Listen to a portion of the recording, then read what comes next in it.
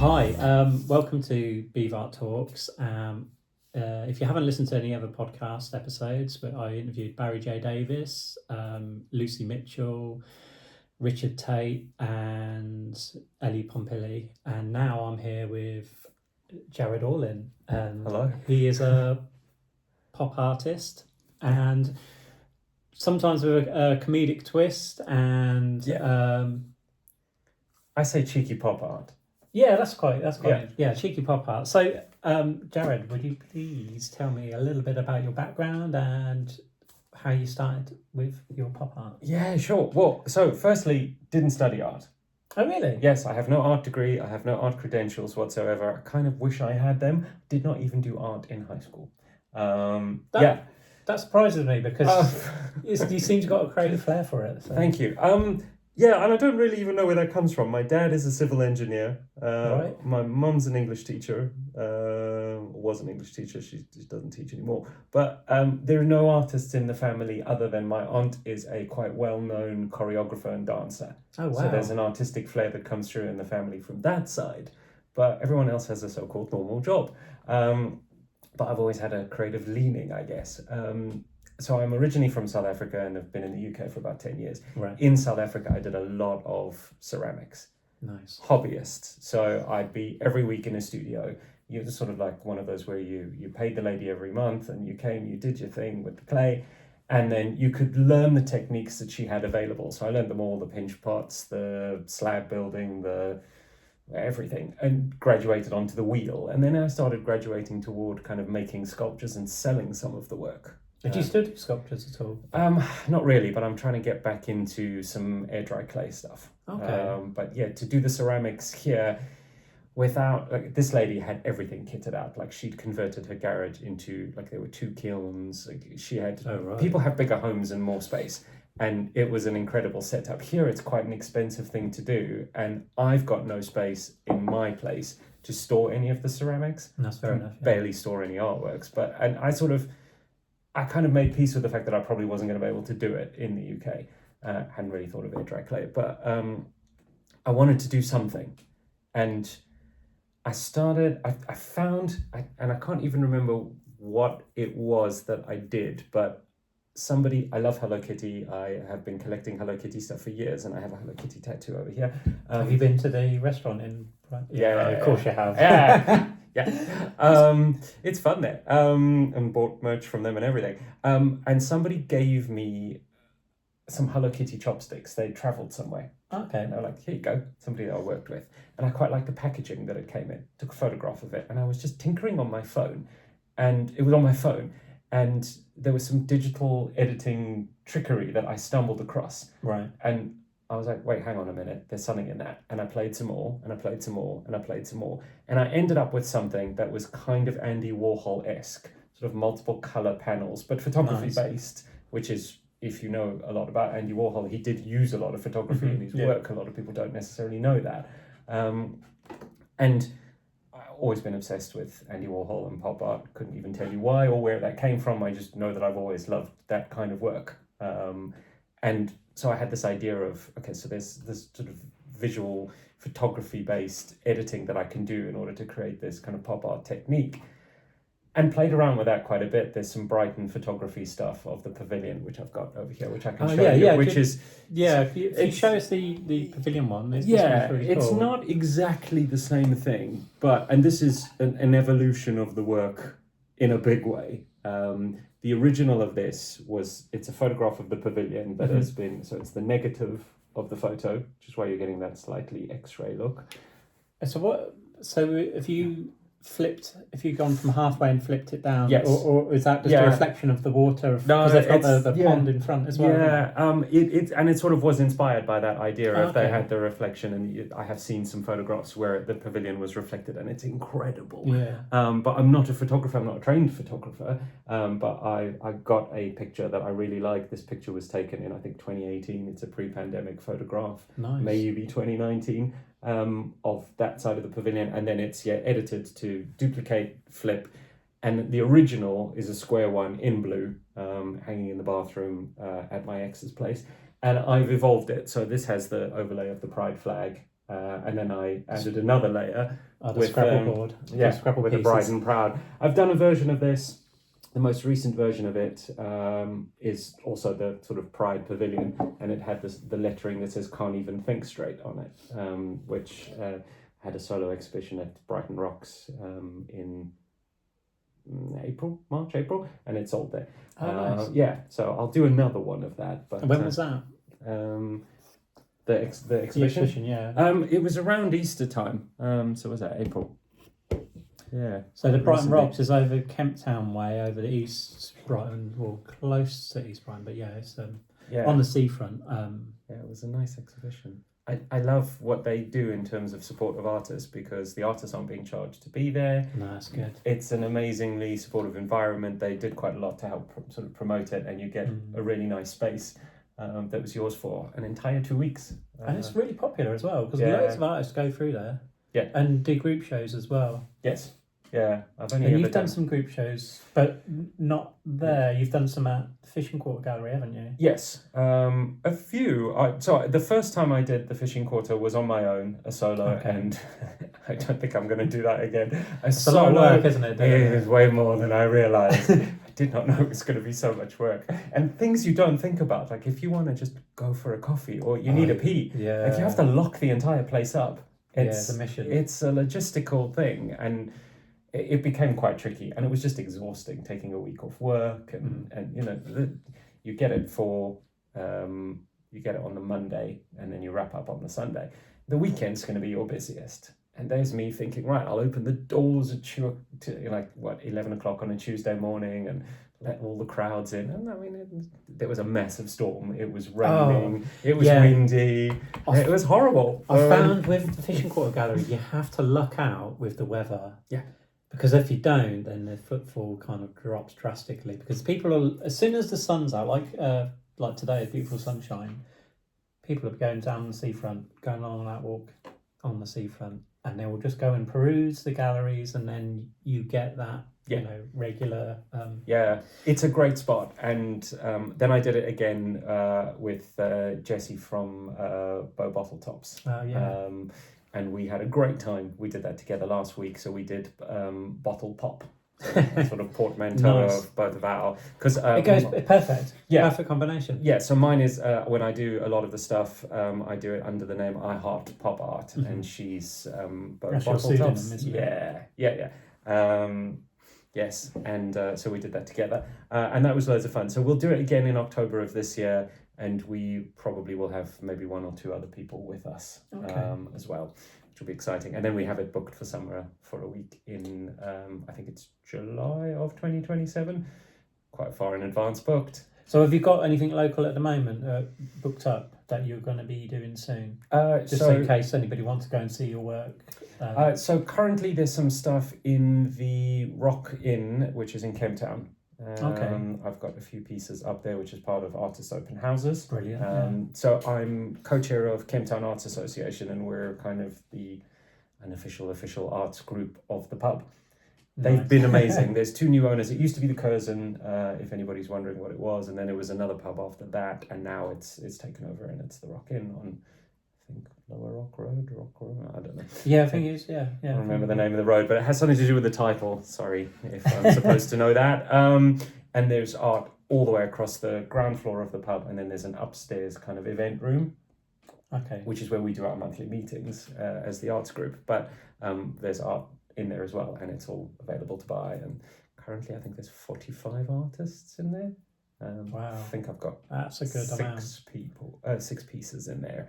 And I do quite a lot of markets around. In terms of exhibitions, it's the one in October at the Fishing Quarter. That's the next one that I'm working towards. Nothing else at the moment is booked. Yeah, try and pop down to that one. You can do a private view. Of course, yeah. Nice. You'll be invited. Yes. Lovely. So, with your art, when was the first time that you actually started doing this sort of stuff, this pop art stuff? So just before lockdown, when I was experimenting with the digital techniques, with the digital photography techniques, I was thinking, I took some rental shelf space in can't remember the name of the shop now. They're on Upper Gardner Street in Brighton. It's a very cool shop. It's a little similar to Jules Emporium. There's all sorts of stuff there. I've gone blank. Neighbourhood store? Is it that? No, I've gone completely blank. Oh man, that's terrible. Very cool shop. It's still there. Okay. It's a great space, and I was in there for quite a while and sold some pieces. But at that point, I started thinking, right, I'm probably going to need to graduate into doing markets, because I like the idea of meeting people and selling directly. Mm-hmm. I worked out fairly quickly early on that I don't see myself as a gallery artist. Okay. For a number of reasons. One of which is there's no art credentials, so I feel a little bit like I'm under the burden of I don't know, imposter syndrome of some kind. You shouldn't feel I know, like that. I know. Art is subjective. But I still kind of do, and I know I shouldn't. But it's also, I find some of the gallery space, I don't know if this is controversial or not, but I'm going to say it anyway, I find it a little bit too pretentious for me. And there's some aspects of the art world which feel like they are too elitist, too closed off, too pretentious, and it just doesn't vibe with my energy. I am a firm believer that art should be for everybody, not for some kind of select few. I totally agree. A lot of galleries seem to want to close the doors on people in a number of different ways, and it really gets my hackles up. It's kind of like you have to pay a lot of money to participate, or you have to know people, and it really annoys me. It just feels unfair. So I sort of went, right, I'm going to be more of a kind of available artist with stuff that you can afford, stuff that you can find easily. You don't have to go into a gallery and there's not just one of them. I do very few originals. Most of them are prints. I've got some prints here, which I'm happy to show. Do you limit your prints, or? I haven't up until now, but I'm going to start doing that from the newer ones that are coming through. And what sort of stuff do you print your work on? Is it kind of a gloss finish, or do you have a giclée finish? Or? It's gloss finish on a kind of thicker card archival paper, but it's not giclées. If I did them on giclées, they would not be so affordable anymore. Yeah, it steps up to it. Yeah, I put mine on that, and it's I would love to do them on giclées, but I don't believe that the people who are buying know the difference or care. Probably not. Yeah. Probably not. You probably will get a few people, but But I don't think they're my audience. Right. Those are the kind of people who are in that kind of gallery space. Mm-hmm. So for me, because I want it to be affordable, and it's pop art, so it should be popular art. I mean, I'm not saying everybody wants a Rocky Horror Picture Show. This is called the Rocky Horror People Show. That's awesome. And what I want you to do is look at this and kind of imagine that scene in the movie where the heads are turning and they go, Janet, Dr. Scott, that kind of thing. It's that emotion, that feeling, that nostalgia even, maybe. Yeah. I mean, like it's a cult classic. Great film. Yes. This turned into the show and tell. Sorry, I don't know if it was moment when it was meant to turn into the show and tell. This one's really popular, and I like the idea, and I thought, right, the leopard print will go on the lettering as opposed to the background. The obvious is the background is the letter print, and I thought, nah, don't want to do that. That's really nice. And people quite like this, and there's a lot of people who really like leopard print, and it's a good they make good gifts. This one is just a bit of naughty. And it hopefully you get that response. Every now and then you get somebody kind of side-eyeing me and going, that doesn't seem like it's totally appropriate. Get a lot of teachers who quite like this and then go, oh, I wish I could put that up. Really? And then I go, well, you can, just not at school. This is one of my very new pieces. Nice. The iconic Grace Jones. And it's based off of, couldn't tell you the name of the album cover, but so how would you start this piece? Would you work on the background and then work up? What I didn't say was I was doing lots of photography based stuff, now I'm doing a lot of digital illustration, so iPad with Procreate, and I'm drawing nice on the iPad. What I like about, if you put a canvas in front of me, I wouldn't know what to do with it. I could maybe draw something, but I don't know how to paint at all. Give me an iPad. I'm immediately excited by firstly, the number of brushes that come with that Procreate app is so exciting, and they recently added a whole bunch of extra brushes, and you can buy more. So along the way, I've bought some stuff. Like I've bought a neon brush set or two. Lovely. Like And it's on the subscription, isn't it? You pay once. Really? Yeah. It's the best 10 quid I have ever spent. Oh, I'll have to have a look at it, because I use GIMP because I don't use Photoshop. I used to, when I was studied graphic design, but I find GIMP does exactly the same as Photoshop for me, and it's just free. I wanted to learn how to do it, and then I just ran out of patience and time, and then discovered Procreate, and I'm so happy with that. Nice. So when I have the idea, then I need a reference image. Maybe if you have an art degree, I don't know, you can draw from memory. I think they teach you these kind of things. It's just practice and practice. Yeah, and it becomes repetitive. Yes. So because I don't know those techniques, and also I'm wildly impatient, I will lose focus really quickly. So I like to get it done fast. The number of half-started, half-finished designs that are sitting on the iPad, it's embarrassing. No, that's good though, because then you could come back at it with fresh eyes and think, oh, actually, no, this would work better this way, rather than what I originally thought it was going to. Yeah, so and a lot of them... It could work in your favour. It could. And also, because I get bored, I think I get bored of the designs. I can understand that, yeah. Like I try and get my paintings done within 4 hours, and then once I've done it, I'm like, I don't want to look at it. Yeah. May come back to it, but I'd rather get it done and get it out. Yeah. And so it means that stuff I did 3-4 years ago, I look at it now and I go, nah, no one wants that. And actually, that's not true. But it may be something. Yeah. I've decided that I'm bored of it because I've got 100 other ideas. Yeah. It's a very strange thought process. And I know it's wrong. I know I'm wrong, because what people like, there's no way to predict. No. They'll like it or they don't like it. And that's okay.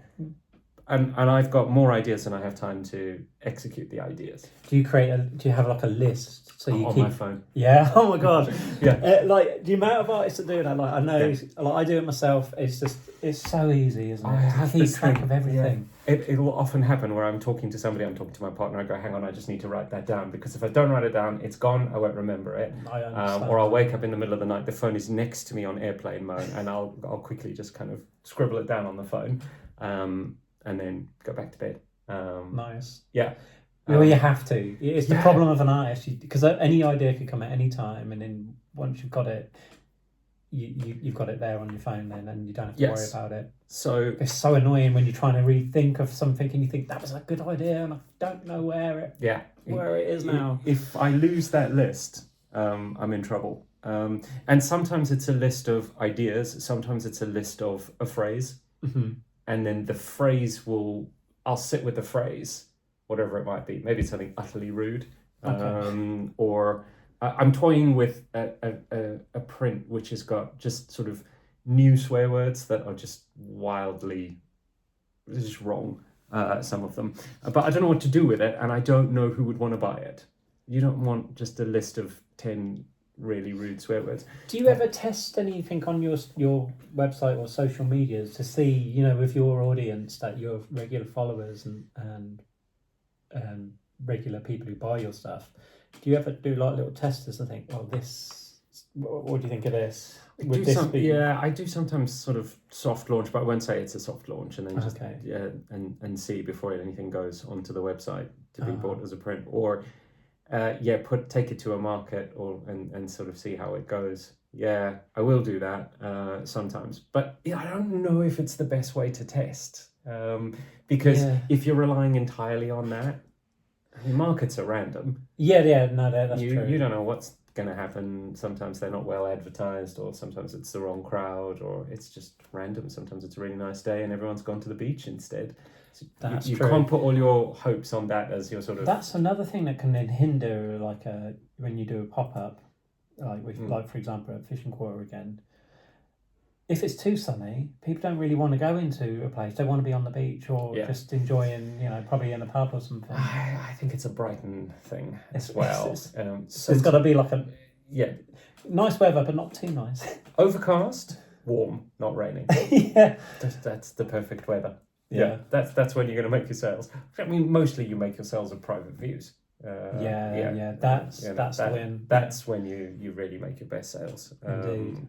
I find. And markets will be what markets will be. Sometimes they're great and sometimes they're very strange. I had a really good one recently where I was in Manchester for their bear weekend, basically. Okay. And I made a few pieces. I can show you one of them. It's quite... Yeah, do it, yeah. It's a little on the saucier side. Do you put a warning in at this point? It's not rude. Disclaimer, it may be offending to some people, but I don't think... There's no nudity and there's no swearing. However, this... Yes, I don't find it offensive. I think it's fine. Yeah, well, this was quite popular, and will be for other markets. Well, one of my most popular pieces is very. There's a bigger one. And this is your popular one, most popular. This is, yeah. So it's a nice, simple design, and it really does. It really does. You look. It looks like you're paying homage to Andy Warhol as well. Yeah. Well, and this will. Do you do that in many colours as well? I'm going to. Yeah. So this will evolve into a version of it where there's that multicolour panel background. Nice. Which I'll do because when it works, the George Michael's a good example. I've got a George Michael here. Where is my George? Where are you, George? I love quite that. So that's like a 9-panel with the background. So you do the design once. Yeah, that's cool. And then on the iPad, you just change the background. I really liked the one. I thought the one that you had with the hairy leg in a heel. I thought that was a really popular one. It is quite popular. Is it? Yeah. Yeah, I didn't bring it with me, but yes. Because I thought I see that a lot of your. Whenever I've seen your work, I've always seen the hairy leg, and I thought that's got to be your most popular one in Brighton. It's not the most popular, but it is very popular. Oh, okay. Yeah, and it that one has evolved as well. When I first did it, I didn't have a name for it, which is a problem. Okay. So what did you end up calling it? Harry Styles. Harry Styles. Yeah. Perfect. And then I was really chuffed with the name. That's a good name. Yeah, and then because of that, so essentially, it's on the website if anybody wants to have a look, which is iHeartPopArt.net. But it's a very simple line drawing of a pair of legs with red heels, and they could be guys' legs, they could be ladies' legs. What I like about them is that they're sort of people see different things in them. A lot of women look at that and go, "That's me. I haven't got my legs," that kind of thing. Yeah. Isn't some of them they're in fishnets as well? Did you do one? I thought. No. Okay. Maybe I might do that still. Okay. When I did it first, I did way too many options. There were just too many colorways. You could do almost every. I think there were 8 different color heels, and really, if you're going to do high heels, it should be red heels.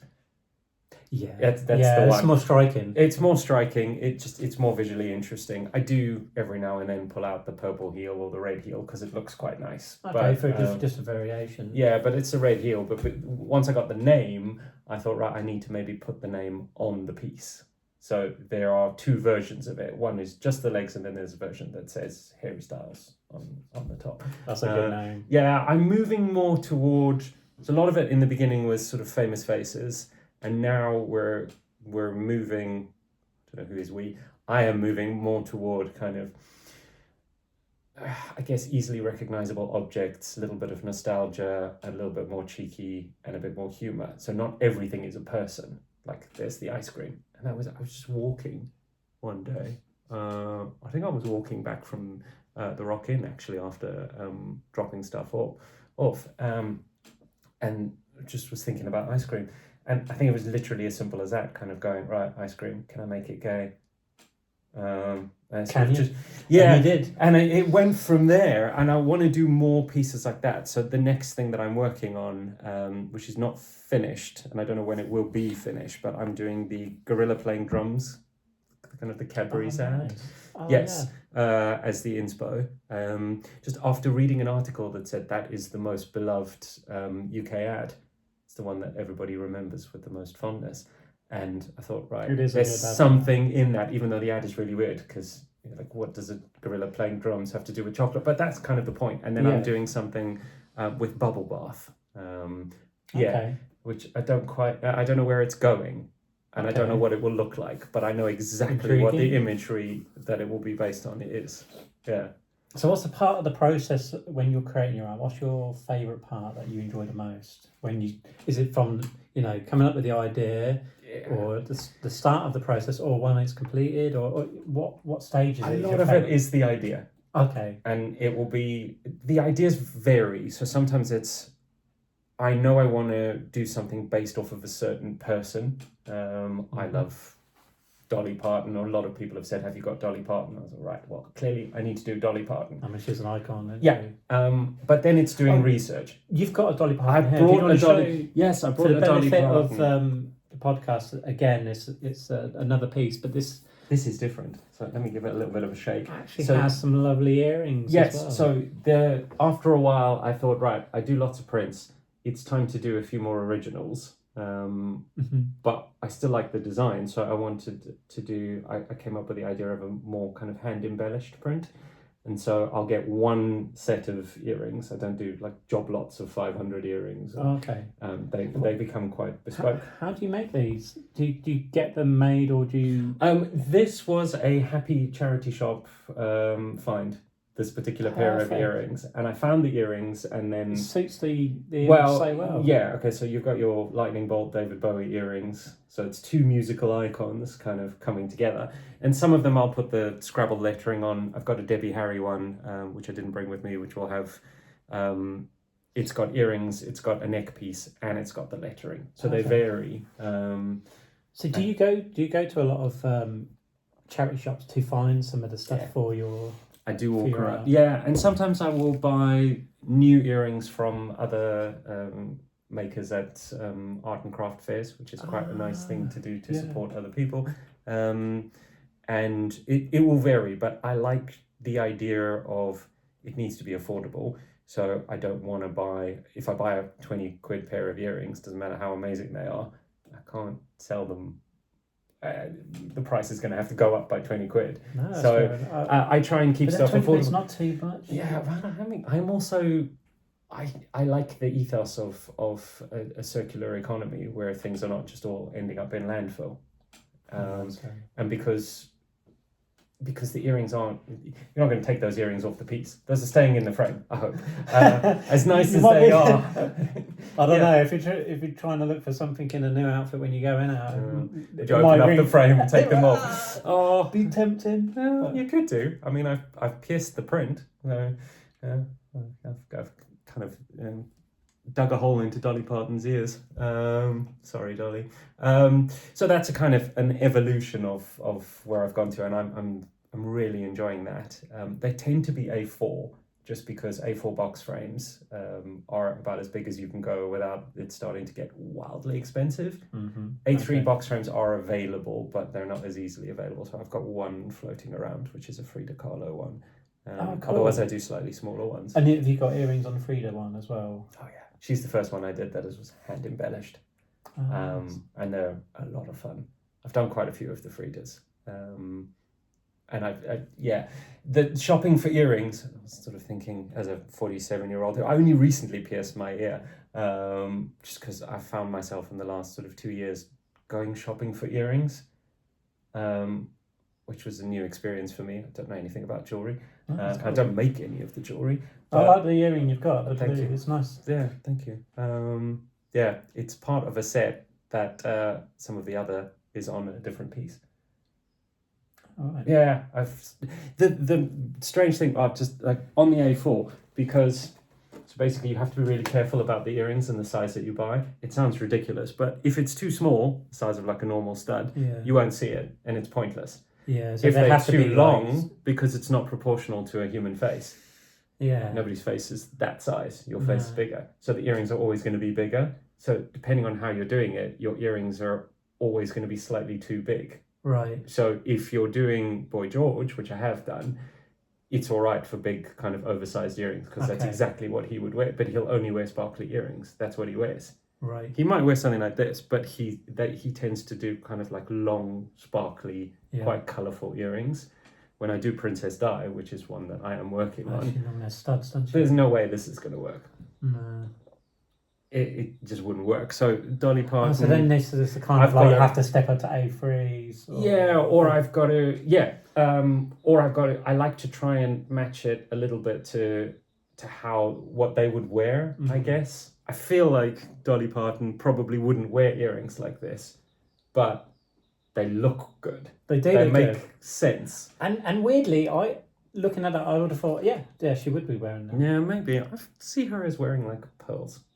Yeah, definitely. But, yeah, I don't know. But it doesn't seem wrong. Yeah, with the lightning bolts. I've got a bunch of earrings in a bag where I just found them and went, that will eventually work for someone. And I keep them tucked away for a rainy day, which is sort of like the ideas thing. So you have the ideas that you write down. I have jewelry or embellishments that I have kept for the right moment.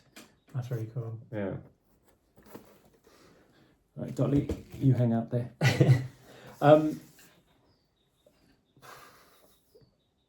How do you know when you've finished a piece? I have no idea. I think the difference when you're doing it digitally is that there's layers, but you don't do too many layers. I think if you're working in oils or acrylics, you want to keep adding things in there. I know that I don't want to do too many details because my canvas size is typically A4, sometimes A3. So they're not massive pieces. You don't need a huge amount of detail. And I quite like a clean background. Okay, yeah. Because I like the focus to be on the object or the person. So the backgrounds tend to be fairly simple, 1 to 2 colors. So that takes a lot of the pressure to keep adding stuff on. Okay. But I wouldn't know. I just kind of feel it, I guess. And I don't normally go back to them. I think it's partly around the fact that it's that impatience in me. So because I've got another 3 ideas that are parked, I want to move on. Yeah. So I get to a certain point where I go, like, that's actually looking quite good. Print it. Look at it printed. And I'll go, yes or no. Okay. But the test for me is once I see it physically. On the screen is not enough of a final test for me. I need to see a printed version. Okay. Doesn't necessarily have to be behind a frame, but that's the way, because a digital version of it, a screen version, the colors aren't necessarily going to be exactly the same. You might have missed some details, things like that. So that's when I know, right, here we go. We can start kind of putting it into production, so to speak. Yeah. No, that's cool. And sometimes when it's printed out, you kind of get the feel of it. Straight away, you'll know if it's not that needs changing. You just know, don't you? Yeah. You've got to be happy with yourself before you can put it out to sell it. So, yeah, it's a good practice to have. I think. And there are a few where I've thought, right, that's ready, looks great, I'm happy with it. I print it out and I go, oh, how did I miss something? Or that color doesn't work, or that design actually isn't gonna work for me. I've got a few and then there's a small pile of them, and who knows what will happen to them. I'll leave them there. Yeah. Or, sometimes I look at them and go, can I come back to it in any way? Yeah. I remember there was a piece I did ages ago when I first started doing the B-movie paintings, and it was off the pavilion with the seagulls, and I'd done it, and then I was not happy with it, and then I just left it. And it was even another year had gone past, and I come back to it, and then completely changed the sky, and because it was too complicated. I'd overcomplicated it because I was just like, I just put everything in it, and then I just simplified the sky, and I was like, oh no. Yeah. And works. Sometimes it's just that you need time. Yeah. You've got to separate, and time is the best separator to kind of take a step back. Definitely. Yeah. Because it's getting to the end of the podcast, what I want, and I always like to end the podcast. I mean, that's half so hour quick already. Oh my gosh. Okay. But what I like to do is end the podcast on a positive, Yes. thing. So, if I would like it, if you could, if there's like a struggling artist out there or someone who is just at a point where they don't know how to become an artist, or they're struggling with their practice or something, and they're just on having in a bad moment, what advice would you give an artist? Oh wow. Okay. And sorry to put you on the spot. No, that's a great question. I always feel like there's always something, any sort of word of wisdom or anything you've gone through that you feel like could help. I mean, this is maybe in relation to selling at markets, Okay. but I think it's it's good advice that can be applied elsewhere, is that because markets are quite random and you may have quite bad days, you may have a day at a market where you've sold nothing. The trick's the wrong word, but the tactic maybe that I use is to really strongly remind yourself of the good selling days. So you physically force yourself to not focus on the negative, because not every day will be negative. It never will be. Life is a series of ups and downs. And if they were always up, you would never appreciate them, because you wouldn't know that they were peaks. So focus on those moments, and even if it's as simple as looking back at the designs that did sell, or the designs where you got good feedback and then you'll remember the good feedback, whatever it is that would trigger that good memory or that good moment, the positive, the win. And it's always good to, it's a very Oprah piece of advice, but I think it's a good piece of advice, is at the end of every day, say what you appreciate. I'm grateful for various things, and sometimes I'm grateful to be an artist in a world where a lot of people don't even get to express their creativity is huge, and we maybe forget that. Lots of people, we're told you can't be an artist, there's no money in that, it's not a good job, you can't do that. Whether you're doing it full-time or you're hobbying or whatever it is, I think it's a brave choice, and you have to remember to acknowledge that for yourself. I mean, it's because it's drummed into us at a younger age that you kind of feel like when anyone says, "Oh, I'm going to be an artist," it's kind of like, normally an artist is dead by the time they make money, you know, or get known. So it's like, how are you going to make money? And it's not only about that. No, you're right. Life is to be lived, and it's the pursuit of happiness. And if making art makes you happy, do more of that. That's so good. Well, I think that's awesome. Thank you, Jared. Thank you. Thank you so much. I really appreciate being on the show. No, that's brilliant. Thank you for your time. One thing I just wanted to say was if people want to know more about your art and follow you where you are, what's your your social media angles? What's your so it's iHeart Pop Art, IHEART. Can't spell POP _ on Instagram, and then iHeart Pop Art on TikTok, and I'm trying to be better at using TikTok, even though I feel like I don't fully understand TikTok. It's different to Instagram, although they've got the similar with the more videos now. It feels like a full-time job really to do is. social media, and I already have one of those. iHeart Pop Art, the word heart, and then the website is iHeartPopArt.net. Amazing. Thank you so much. Thank you. Brilliant. Really appreciated the talk today. Right, we'll see you next time with another artist. But thanks for listening. Thank you.